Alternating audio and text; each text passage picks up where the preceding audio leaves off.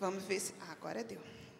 A nossa próxima música é um negro spiritual, Swing Low, Sweet Chariot.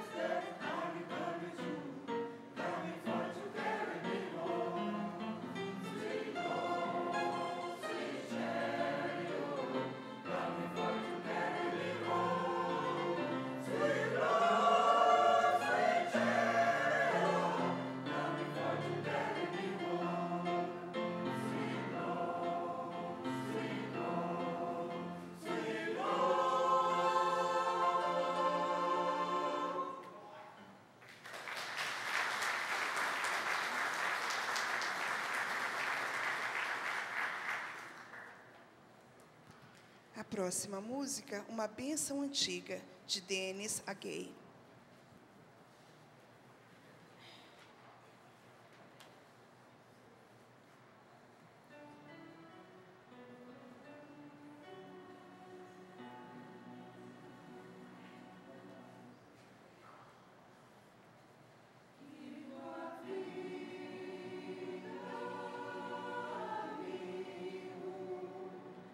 Seja sempre para o melhor.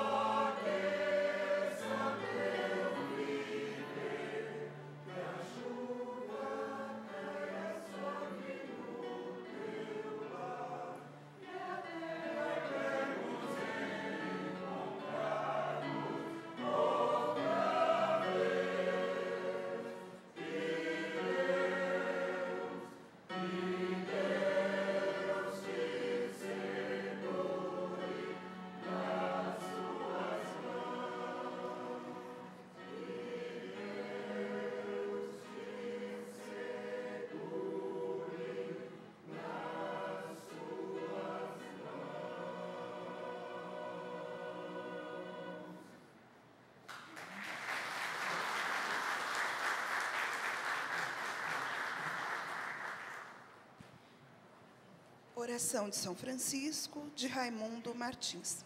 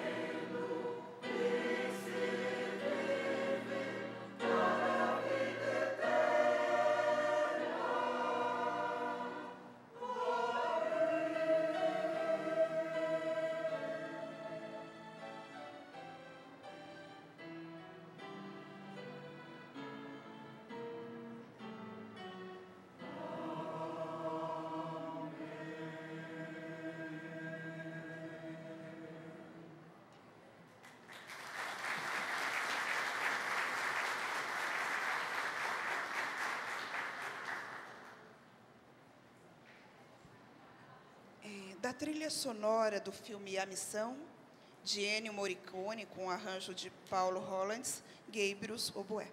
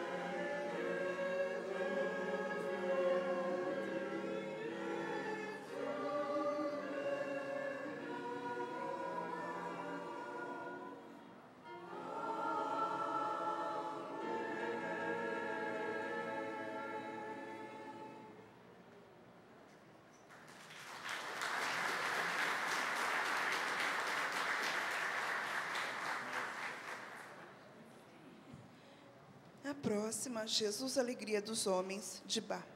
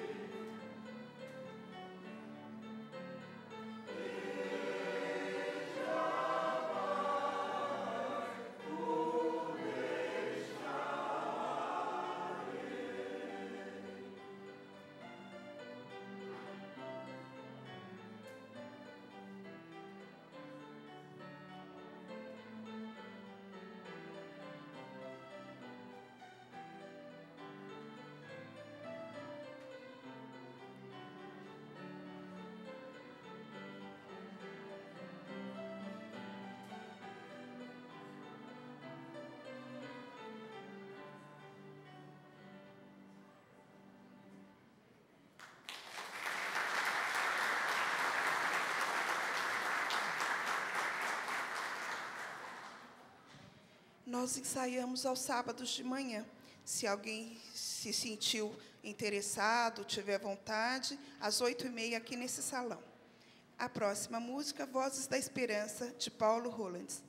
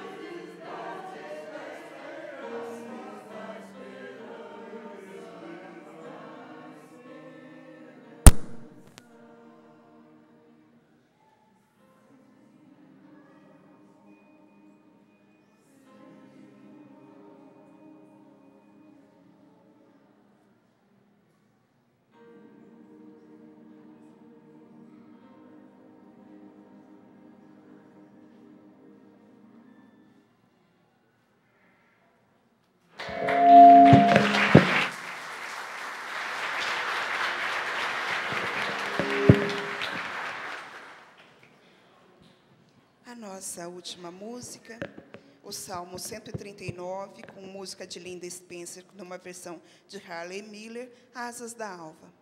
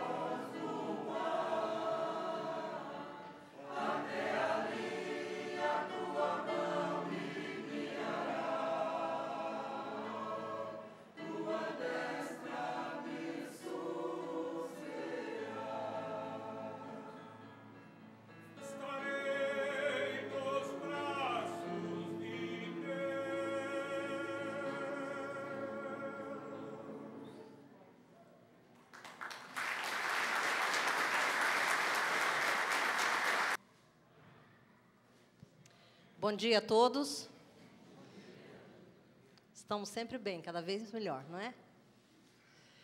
Vamos começar o nosso roteiro espírita. Sintam-se abraçados, acolhidos, nessa casa que tanto nos oferece de orientação, de estímulo na nossa caminhada do nosso dia a dia. Vamos à nossa prece inicial.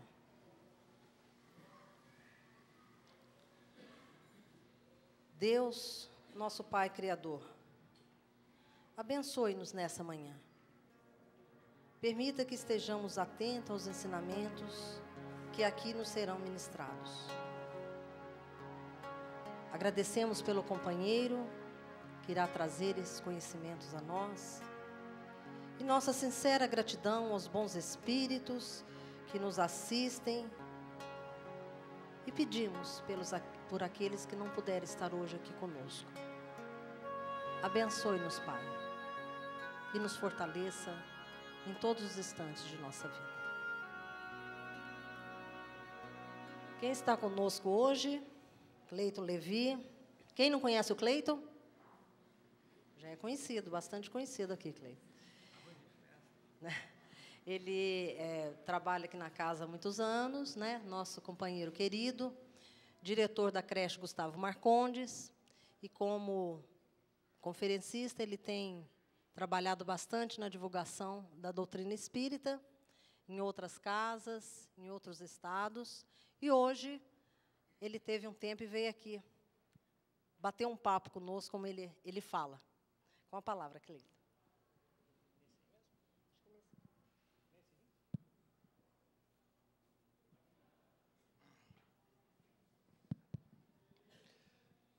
Bom dia, tudo bem? Beleza, ótimo, continue assim. Eu não sei se vocês sabem, mas andam dizendo por aí que o mundo está em crise. Já ouviram isso? Isso chegou aos meus ouvidos recentemente. E a gente fica pensando em que crise é essa que o mundo estaria vivendo. E não faltam opiniões a respeito, a maior parte delas tentando analisar a situação para tentar identificar as causas dessa crise que dizem o mundo está vivendo. Alguns acham que a crise é econômica. De fato, o mundo virou um cassino. E o cassino, às vezes, faz com que as pessoas percam muito dinheiro. Apostar é uma atividade de risco. Outros dizem que a crise é política. E, de fato, nós temos aí inúmeros conflitos envolvendo a geopolítica planetária. Mas quais são as raízes dessa crise política e econômica? Quais são realmente as causas dessa situação? E como analisar isso tudo? Um ensaísta brasileiro, Gilberto Kujawski, costuma dizer que nós estamos vivendo uma crise sistêmica, que não é só econômica e nem política, ela é uma crise do cotidiano. A crise, ela não está só no sistema financeiro mundial, e nem nos gabinetes dos chefes de Estado. A crise é uma crise do dia a dia, que atinge o homem comum, na sua casa, no seu ambiente de trabalho, na sua vida social. Não é uma crise que está distante de nós, cidadãos comuns. É uma crise que se reflete e se propaga por meio de nós, cidadãos comuns, obscuros, que, teoricamente, não teriam nenhuma responsabilidade sobre essa chamada crise econômica e política que atinge o planeta. Nós seríamos as vítimas. Mas até que ponto nós, cidadãos comuns, obscuros, anônimos, somos apenas as vítimas? E até que ponto essa crise que se reflete globalmente com seus efeitos na economia e na política não teria suas raízes no comportamento cotidiano do cidadão comum, obscuro, como nós? Porque não é uma crise que está lá, apenas. É uma crise que também repercute aqui. E Kujavsky vai analisar essa chamada crise sistêmica para chegar à conclusão de que é uma crise da chamada modernidade e que envolve os cidadãos de uma maneira globalizada. O meio de vida escolhido pelo ser humano para viver sobre o mundo seria um meio que teria conduzido à situação atual. A partir da chamada modernidade, que começaria lá no século XV, com a primeira Revolução Industrial, que mudaria o mapa do mundo e o modo das pessoas encararem o sistema de produção, envolvendo aí as esferas do trabalho, da posse, do lucro, do utilitarismo, tudo tinha que levar a algo que funcionasse. E para levar a algo que funcionasse, tinha que ser tecnicamente bem elaborado.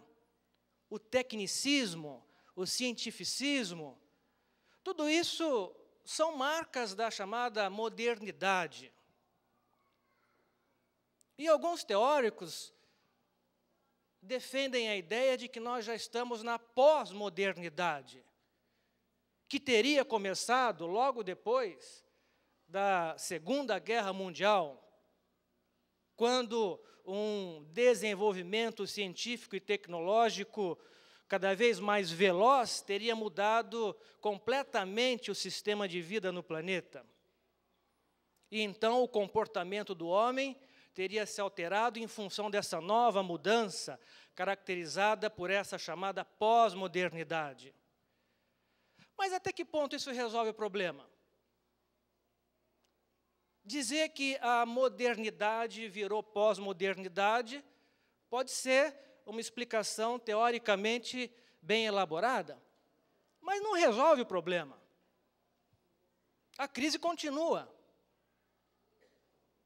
Pouco importa sabermos se a nossa crise é da modernidade ou da pós-modernidade. O que a gente quer é sair da crise.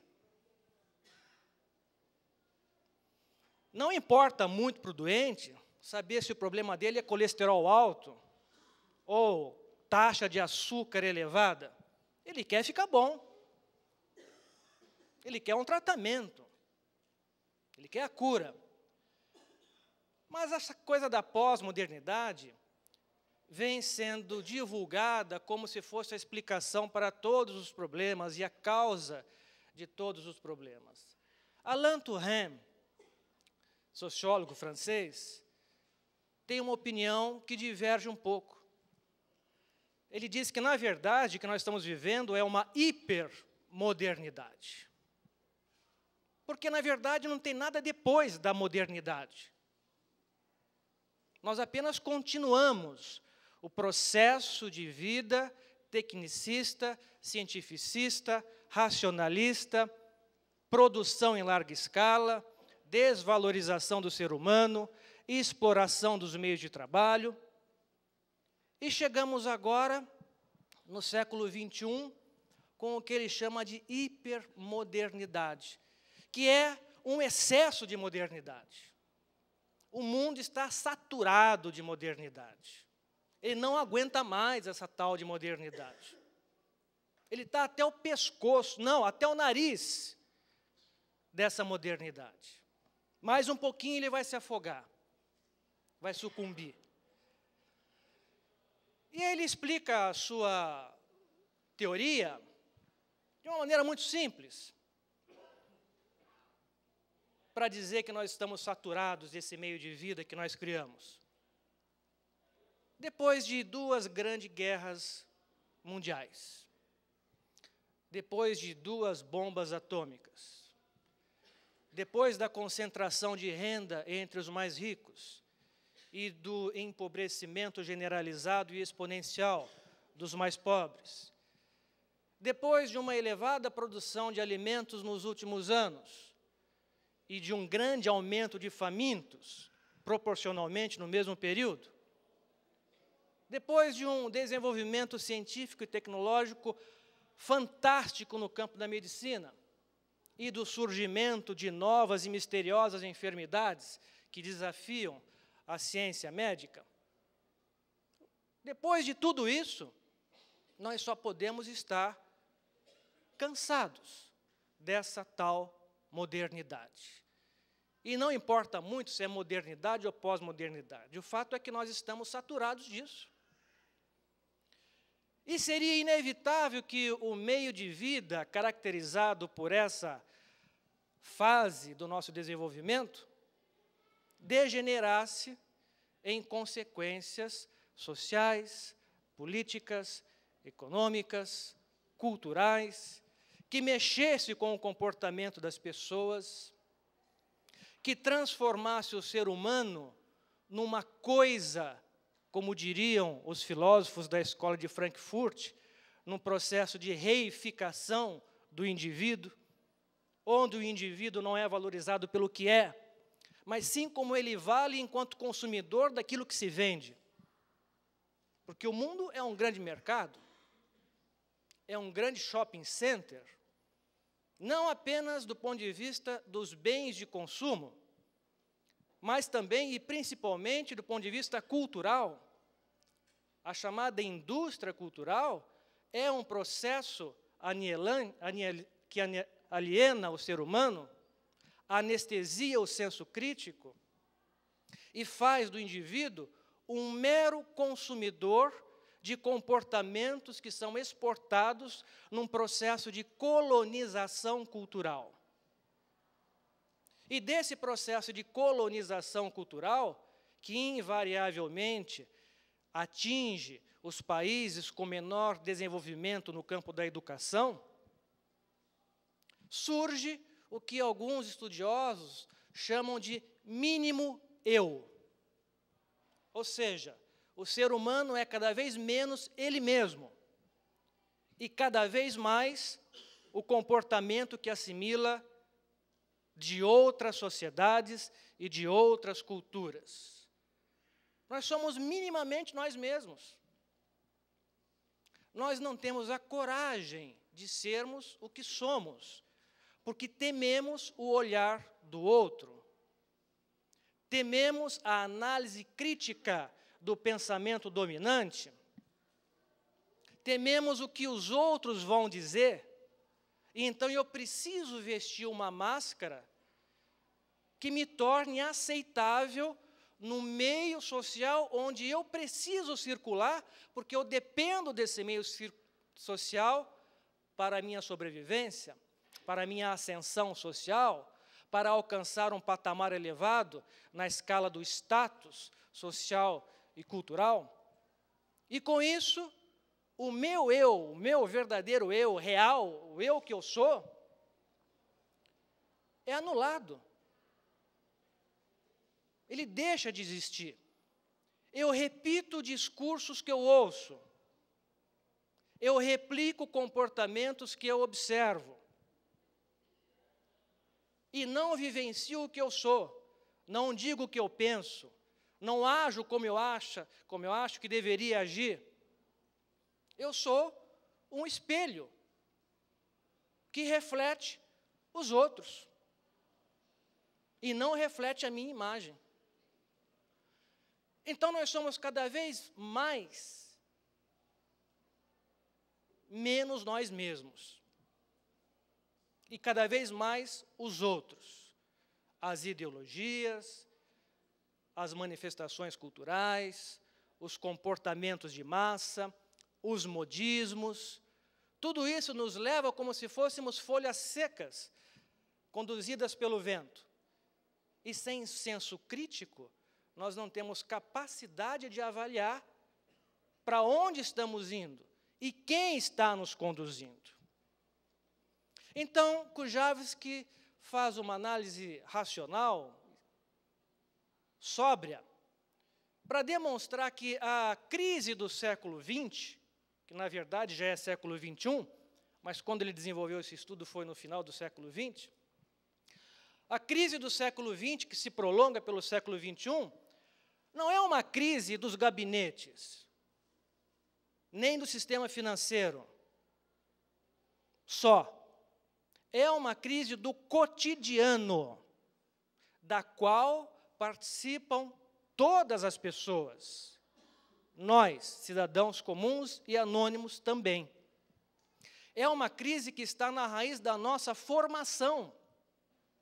E por essa formação ter sido desenvolvida de uma maneira deformada, o nosso comportamento deformou o meio de vida que nós instituímos.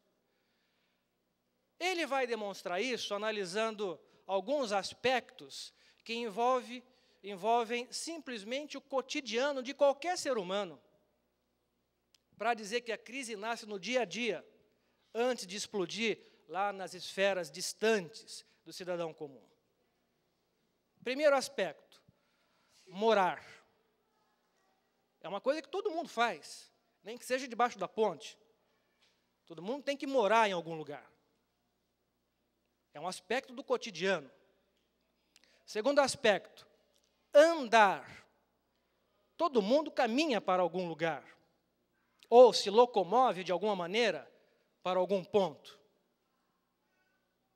Terceiro, conversar.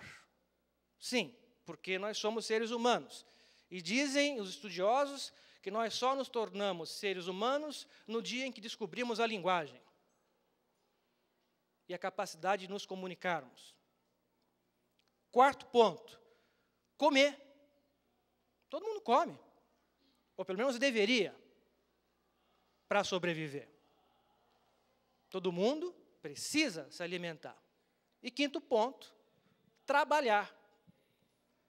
5 aspectos que estão diretamente ligados ao cotidiano de qualquer ser humano no mundo, que não necessariamente circulam nas altas rodas da ciranda financeira, na Bolsa de Valores, lá de Nova York, ou de Londres, ou de Frankfurt, ou de São Paulo, nem circula nas altas rodas do poder geopolítico do mundo. Qualquer cidadão, desde Nova York até a mais obscura tribo na África Central, necessitam desses 5 aspectos para sobreviver. E nesses 5 aspectos, nós vamos encontrar deformações que evidenciam um anestesiamento da capacidade do homem em se humanizar. Aí cabe um parênteses, as religiões. Que papel teriam as religiões nesse momento de crise? Dizem alguns que seria para espiritualizar a sociedade, para apontar um norte àqueles que estão aí se sentindo num labirinto. Mas o fato é que as religiões dominantes, tradicionais, não cumprem essa função, ou pelo menos não atingem completamente esta meta. Umas porque se enfraqueceram naturalmente em função dos próprios dogmas que criaram.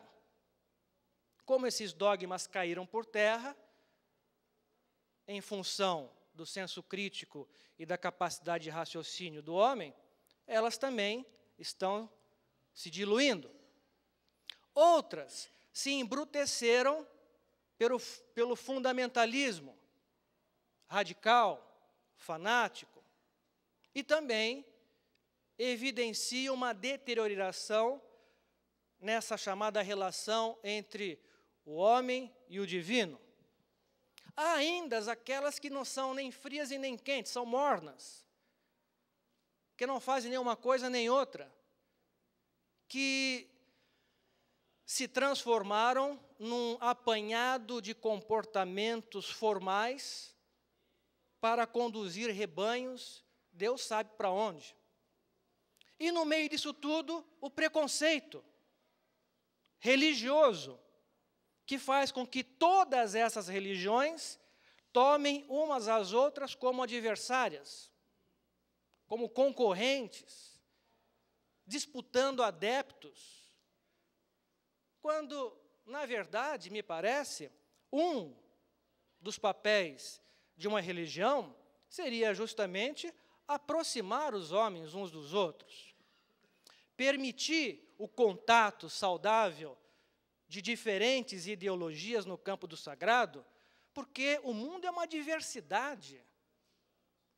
E saber conviver na diversidade é um ato de sabedoria.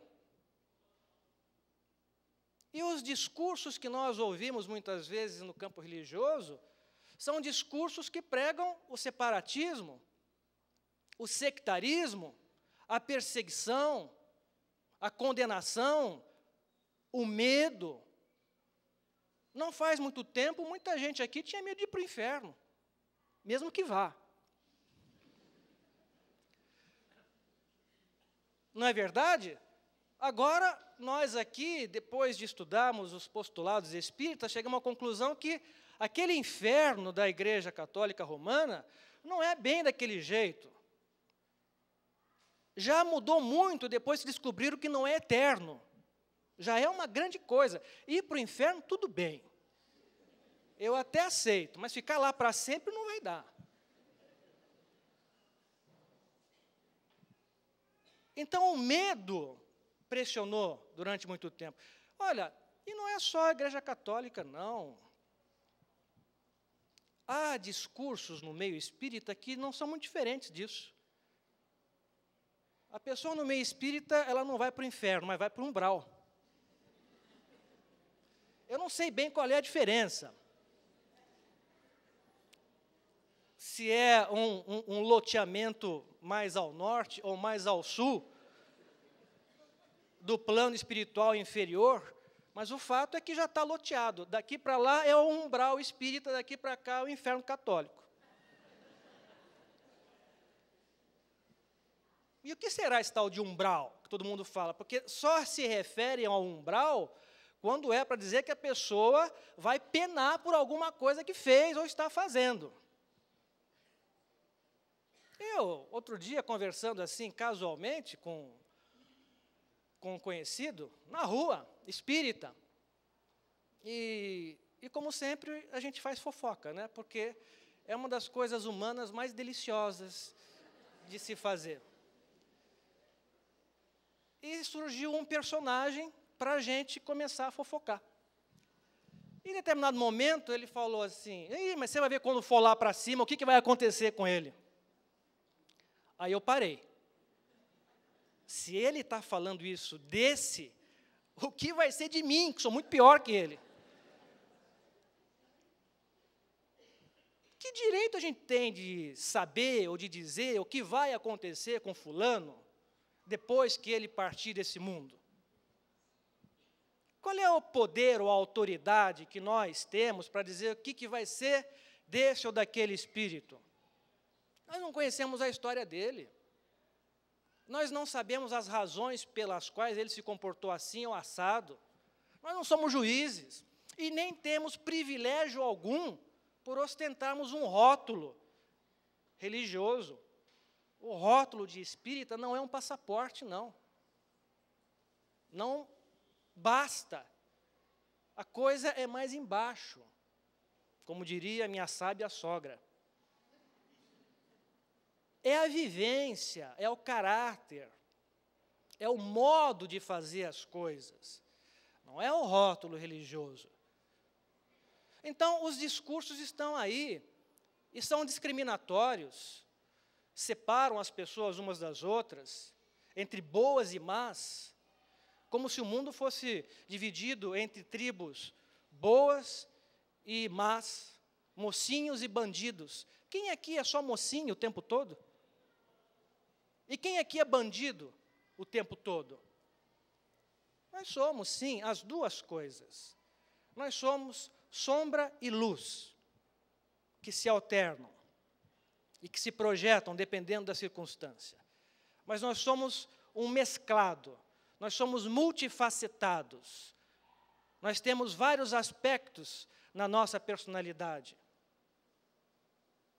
e que conferem a nós uma identidade única. Bem, então, Kujawski, analisando esses 5 aspectos que são parte integral do cotidiano de todo ser humano, chega à conclusão que a crise, na verdade, é a crise do dia a dia, a maneira como cada ser humano lida com o seu dia a dia. Vamos lá.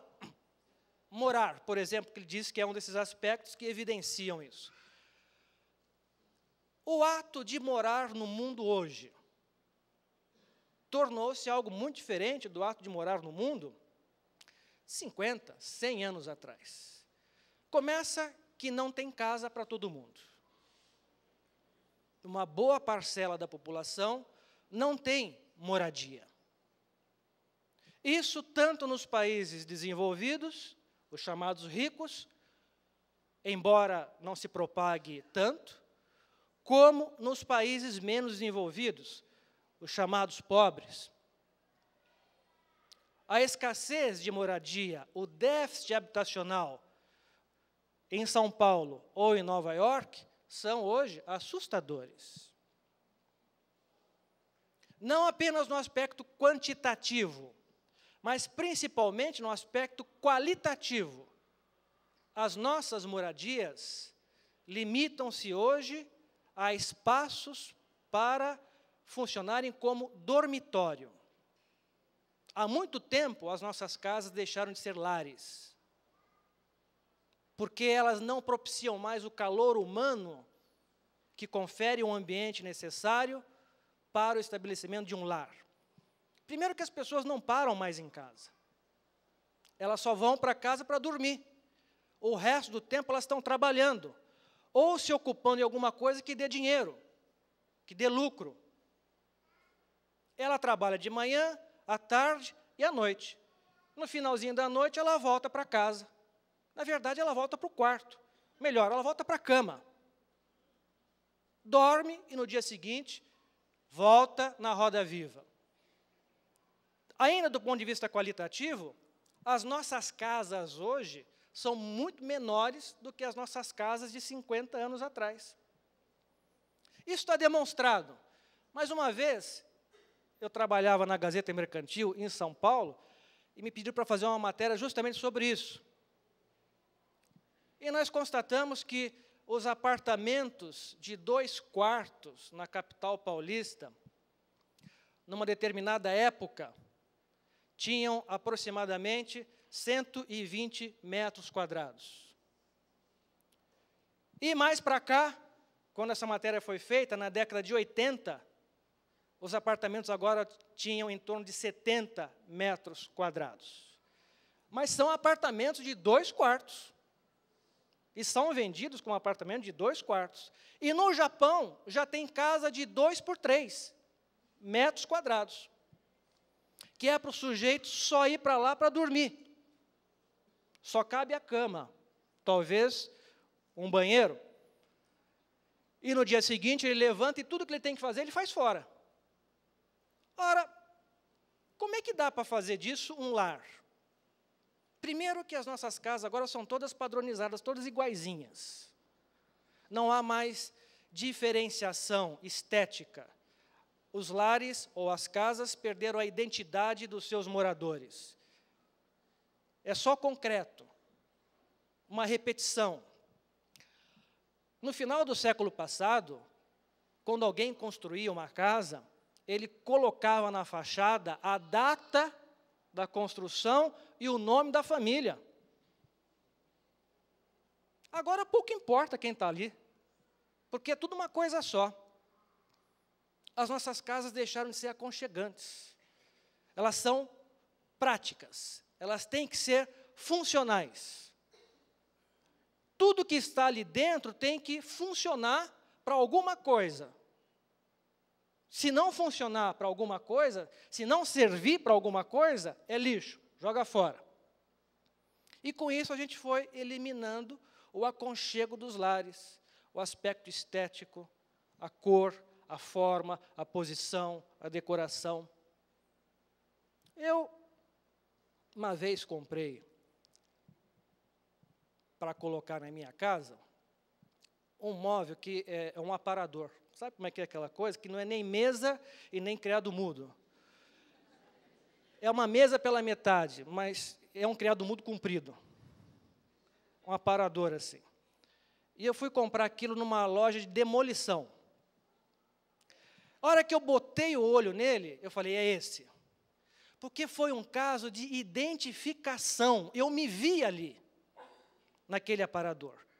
E me vi pela simples razão de que aquele móvel havia sido construído com a madeira de vários outros móveis que já haviam sido desmontados.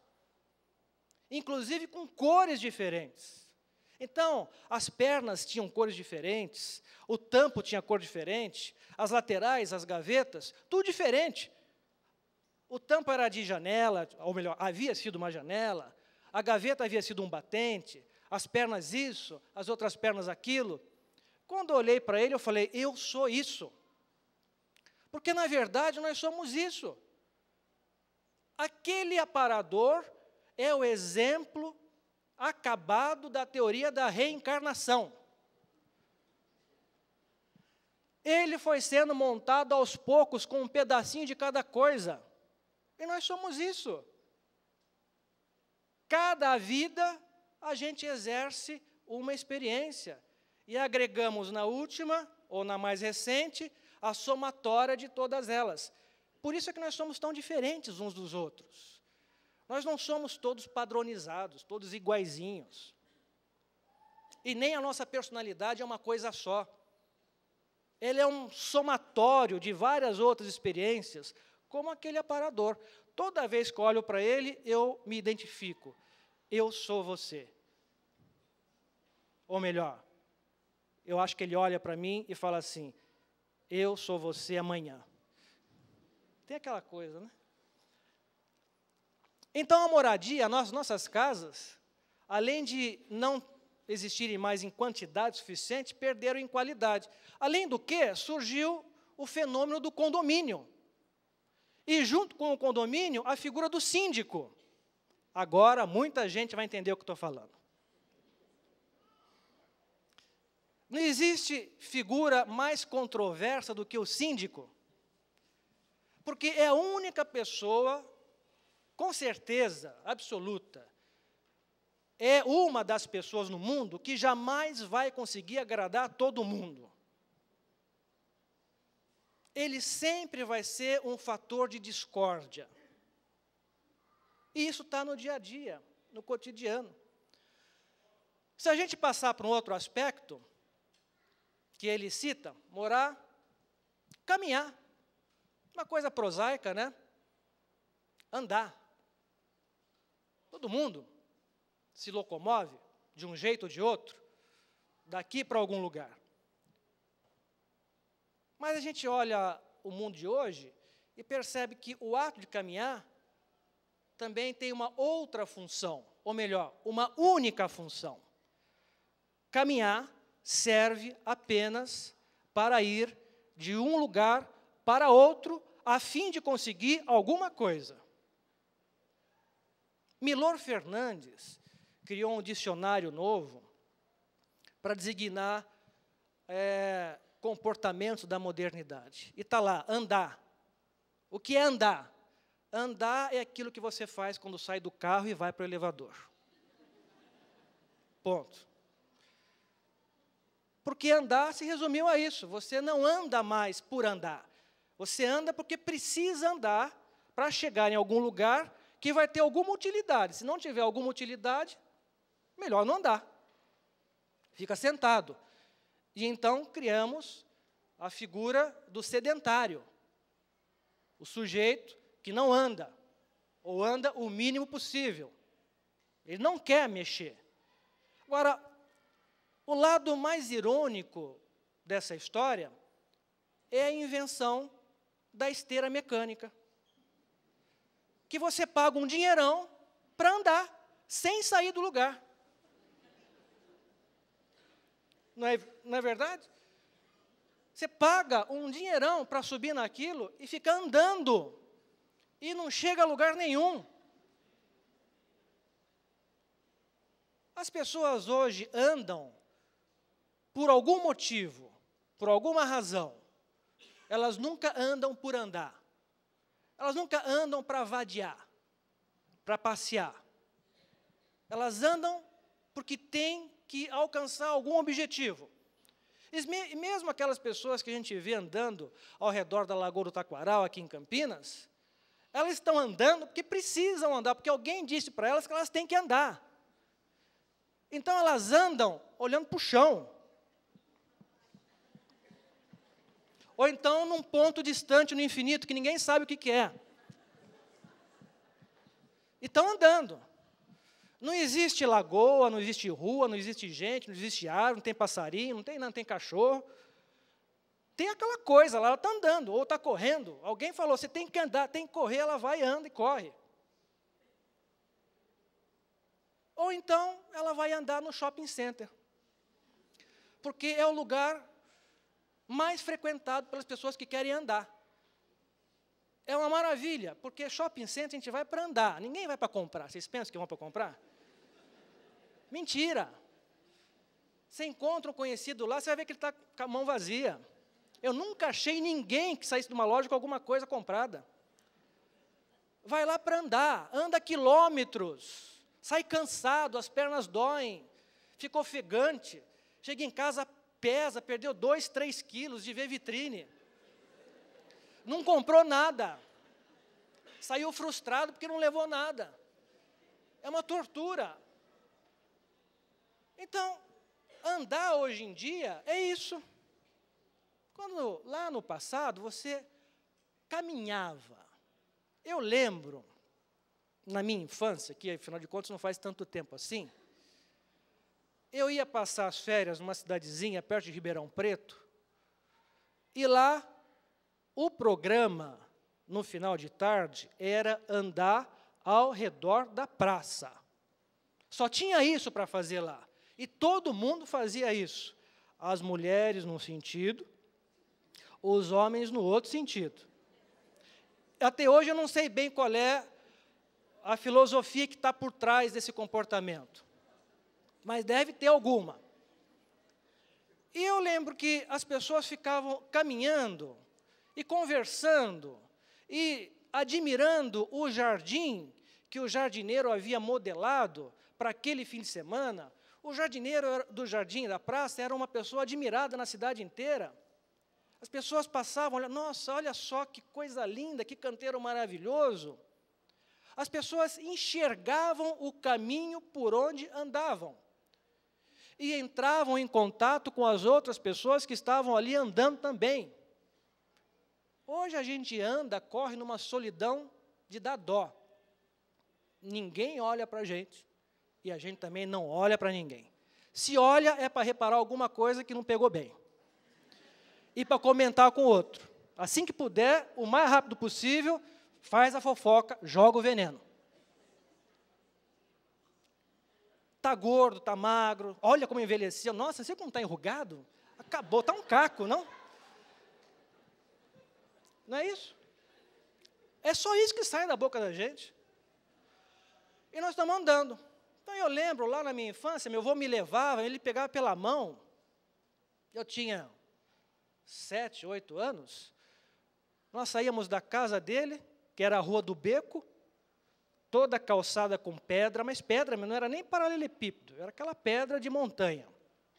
Descíamos a Rua do Beco, virávamos à esquerda, pegávamos a rua principal, que era a Rua dos Expedicionários.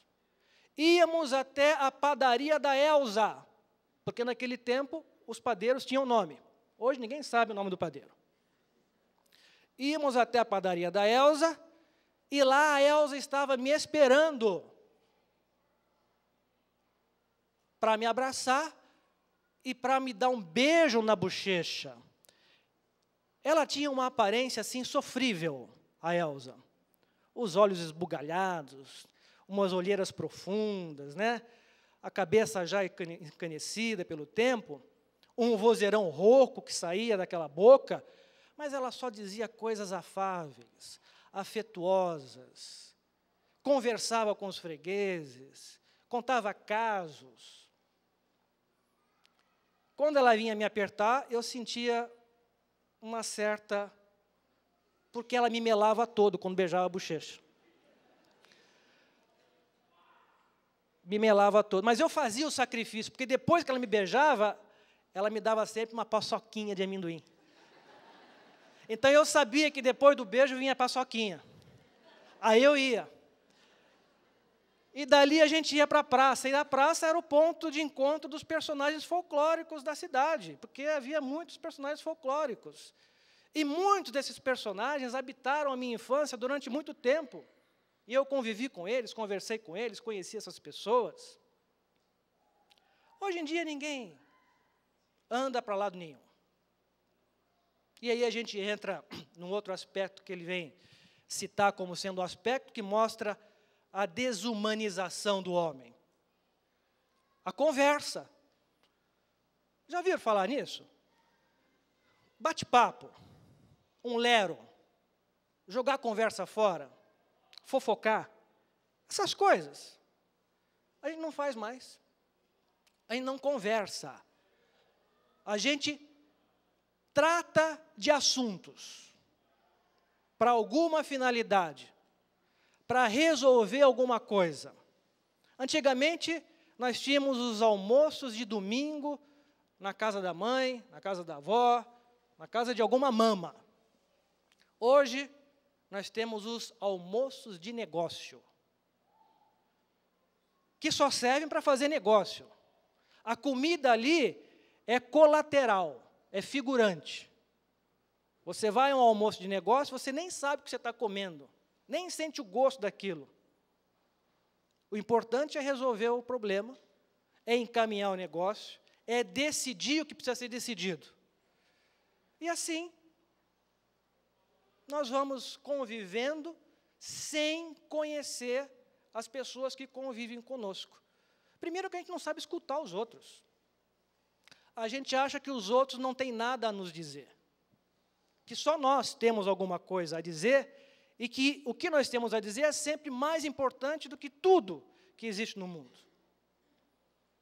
Então, nós não estamos educados para ouvir. Nós encontramos, despejamos o nosso discurso, damos a nossa opinião, muitas vezes de maneira invasiva, desrespeitosa, preconceituosa, e depois, quando a pessoa vai fazer menção de falar, a gente vira as costas e vai embora. Porque não interessa. Não interessa o que os outros têm para dizer. Isso não me interessa. Eu é que tenho que falar. A minha opinião é que prevalece. Eu que estou certo. E nos esquecemos que a gente vive num mundo habitado por gente. Gente que pensa, que vive, que tem histórias, e que, eventualmente, gostariam de contar essas histórias para a gente. Uma vez, num leito de hospital, eu ouvi uma coisa do paciente que estava já na fase terminal. Ele falava assim: olha, quando eu era criança, eu me lembro que a minha infância foi ocupada por uma atividade. Eu caçava formigas. Ele morava num sítio, no sítio tinha plantação de café, e uma das obrigações dele era matar formiga no cafezal. De manhã, ele ia para a escola rural. De tarde, ele voltava e ia caçar formiga. Ele passou a infância inteira dele caçando formiga. Um dia, ele desistiu, porque chegou à conclusão que o mundo é um grande formigueiro. Quanto mais você mata, mais elas brotam. E ele falou: olha, eu me lembro de tantas coisas da minha infância, e agora que eu estou aqui, de partida, todas essas coisas vêm à minha memória. E então eu lembro que eu tenho uma história de vida, que a minha vida não foi em vão. Eu tive infância, a minha infância foi assim, eu conheci tais pessoas, essas pessoas estão marcadas na minha memória. Depois eu fiz isso, eu fiz aquilo. Ele virou e falou, você acha que as crianças de hoje matam formiga no ninho? Tem criança aí que nunca viu uma formiga de perto, só pela televisão ou pelo computador. São crianças que não têm infância, são raquíticas de memória, não tem nada dentro delas. E quando chegar na hora de morrer, vão se sentir vazias, porque o que resta para a gente na hora da morte, a única coisa que resta é a nossa história. Se eu não tenho história, o que vai ser de mim?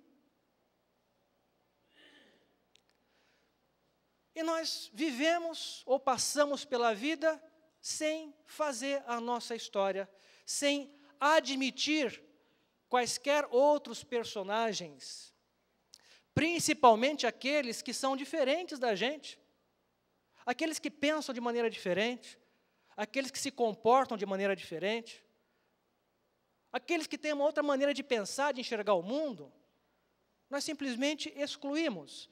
E com isso, roubamos de nós uma oportunidade muito rica de agregarmos experiências novas, de conhecermos gente interessante, trocarmos ideias, estabelecer vínculos. Nós não precisamos ser iguais aos outros para respeitá-los ou para aceitá-los como são. Nós não precisamos ter uma identificação ideológica irrepreensível com esse ou com aquele. Meu Deus do céu, as pessoas são diferentes umas das outras. As ideologias vêm e vão, chegam e passam. O que resta delas é o contato humano, os vínculos que ficam, as histórias que nós teremos para contar depois. É isso que fica. Nada permanece, só isso. E a gente despreza. Despreza porque não tem tempo para conversar, muito menos para ouvir. Os almoços nos lares. Deveria ser regra, constar na Constituição. A família vai ter as refeições em conjunto todos os dias. Porque quando uma família se reúne em torno de uma mesa, não é só para comer. Ali se desenvolve todo um processo de educação dos pais em relação aos filhos. É ali que os filhos percebem ou avaliam ou medem o quanto os pais lhes dão a devida atenção. A atenção para aquilo que eles, filhos, consideram importantes. Para os pais podem ser coisas banais, corriqueiras, desinteressantes, mas para aquele garoto, para aquela menina, aquela descoberta nova naquele dia é uma coisa única. É uma coisa fantástica. E quando ele chega e fala, pai, olha, eu descobri isso hoje, eu fiz isso hoje. E o pai diz, ah é? Que bom, passa o sal. Ele vai percebendo que, sabe, ou o pai não se interessou muito por o que ele tem a dizer, ou o que ele descobriu não é tão importante assim. E a vida vai perdendo o sabor, a cor.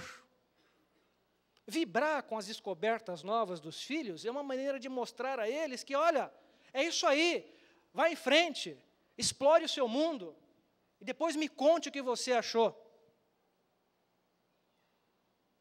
Nós não fazemos isso. A gente come na hora da refeição. Passa o sal, dá o suco. Isso aqui hoje está ruim, hein? De novo, ovo. Ou seja, a mesa de refeição vira um palanque de protesto. E aí, junto com a bronca em relação à comida, vem todas as outras broncas que estão acumuladas e que a gente não fala porque não conversa. Não conversa na hora que tem que conversar, para eliminar a bronca, para dissolver a diferença, para esclarecer o mal-entendido, para ouvir o outro, para falar o que pensa, para dizer o que sente. A nossa mesa vira isso. Mas experimentem. Mas façam a comida em casa. Não vai comprar comida pronta, não. Que essa é outra característica da nossa modernidade. É o fast food. Que não é bem um restaurante, é que nem um posto de gasolina. Você para, abastece e vai embora. Para, abastece e vai embora. Não é isso? Vai no McDonald's aqui hoje. Quem vai almoçar no McDonald's? Vai abastecer. Você não tem convivência, não tem bate-papo, não tem ninguém para olhar, ninguém olha você não sente o gosto da comida, porque não tem gosto. Paga uma nota preta para comer um hambúrguer sem gosto. Faz a comida em casa. Eu, modéstia à parte, sou um exímio cozinheiro. Eu sei que muita gente aí vai duvidar. Mas eu não vou entrar em polêmicas. Eu aprendi a fazer um macarrão com molho branco e 4 queijos, salpicado de noz moscada, que é uma delícia. Qualquer hora, eu vou pedir para alguém fazer aí e convidar vocês. Experimentem, mas façam em casa. Sintam o contato com a panela, o bate-papo na cozinha, pede alguém para descascar a cebola, o alho, essas coisas mais braçais, dê para alguém fazer. O importante é você criar ali na hora, supervisionar, não é? Dá aquele toque, aquele toque que vai fazer a diferença, que os outros, evidentemente, não sabem. Porque eles fazem coisa de qualquer jeito, sabe? Tudo assim, em série, de maneira mecânica. Você não, você pensa, cria, sente o cheiro, né? Degusta, olha, põe mais isso, mexe um pouquinho mais, abaixa um pouco o fogo, vai só na orientação. E depois senta e come. Come, bota as pessoas do lado, bate papo, conta isso, fala aquilo, demora para comer, não come depressa, não. Deixa as pessoas conversarem, contarem o que elas têm para contar. Deixa a comida se estender, a comida vai estender a conversa. Hoje é domingo de Páscoa, é isso? Diz que tem almoço, na tradição nossa tem almoço, né? Eu em casa, por exemplo, já preparei o cardápio. Vou reunir lá os meus amigos, meus parentes, porque nessas horas até alguns parentes você tem que chamar, senão pega mal, né? Não pode esquecer os cunhados. Mas vale a pena, sabe? Porque cunhado vai embora logo, ele come e vai embora. Cunhado só vem para comer mesmo, né? Mas façam isso hoje, aproveita, vai almoçar em casa, é a hora de conversar. Vai almoçar fora? É hora de conversar também. Depois vai andar um pouquinho? Anda, mas olha o que está acontecendo em volta. Presta atenção. Não é andar para chegar a algum lugar. É andar para você, talvez, chegar a você mesmo. Muitos artistas, muitos filósofos dizem que as melhores ideias que eles tiveram quando estavam andando a esmo, sem destino. Nietzsche dizia isso. Aristóteles, que criou a chamada escola dos pensadores da Grécia, peripatética, tinha esse nome porque eles discursavam enquanto andavam. Então, eles faziam as duas coisas ao mesmo tempo, caminhavam e conversavam. E dali surgiam as ideias, os pensamentos, as análises, as conclusões. É essa crise. Nós não sabemos mais estabelecer um lar. Nós não sabemos mais caminhar para observar o mundo em que nós vivemos e as pessoas que coabitam esse mundo conosco. Nós não sabemos mais conversar uns com os outros. E aí vêm as pessoas e falam, é preciso que a sociedade se espiritualize. Concordo. Estou de pleno acordo, eu acho que o processo de espiritualização é uma necessidade, mais do que isso, é uma utopia que, como tantas outras utopias, um dia vai se tornar realidade. Mas calma, não dá para pular etapas. Nosso problema agora imediato não é nos tornarmos pessoas espiritualizadas. Porque se nós tentarmos fazer isso, nós vamos incorrer na hipocrisia, na imagem de fachada, no simulacro.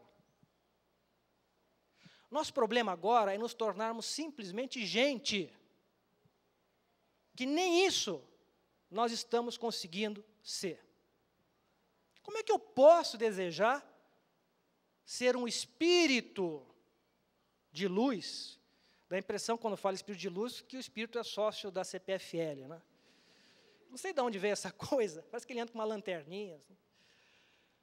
Sem que antes eu tenha me tornado humano, que eu tenha me transformado num indivíduo humanizado, que sabe dizer, por favor, me dá licença, me desculpe, me perdoe, olha, posso ajudar? Olha, eu não entendi isso, você pode me explicar como é que é? Olha, eu penso assim, o que você acha? Ah, você pensa assim? Interessante. Sabe, coisas do dia a dia, corriqueiras, do cotidiano, que não estão lá em Wall Street, não, na Bolsa de Valores de Nova York, ou não estão sendo discutidas no encontro dos mais ricos lá em Londres, o G20. Essa gente não discute o que nós estamos conversando aqui. Mas nós discutimos. A crise que deteriorou a nossa vida cotidiana, que pode ser chamada de desumanização do ser humano. Nós nos desumanizamos, nos embrutecemos, nos tornamos indiferentes e, por isso, estamos em crise. A nossa crise não é uma crise pontual. Ela pode ser pontual do ponto de vista dos efeitos globalizantes no campo da economia, da política, da cultura, mas a nossa crise é sistêmica e profunda, e está presente e viva em cada um de nós, na maneira como nós nos relacionamos com o mundo, com as outras pessoas e com nós mesmos. Portanto, se há algo a fazer em relação a essa crise, essa tarefa é de cada um, e começa hoje, aqui dentro. Muito obrigado.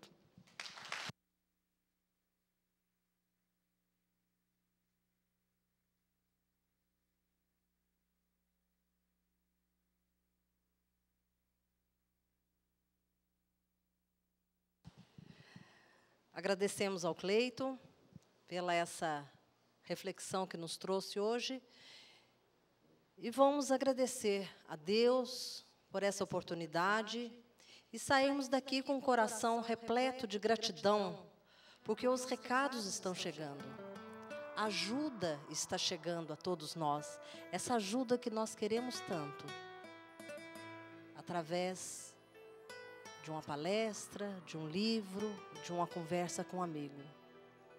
Obrigado, Pai, pelas oportunidades que nos oferece, que possamos ir em frente na nossa caminhada, transformando as nossas atitudes, repensando o que temos feito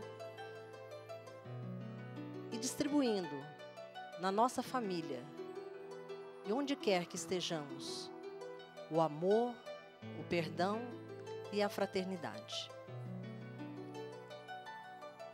Uma boa semana para todos. Um domingo de muita harmonia, muita paz, muita conversa com os familiares. Até domingo.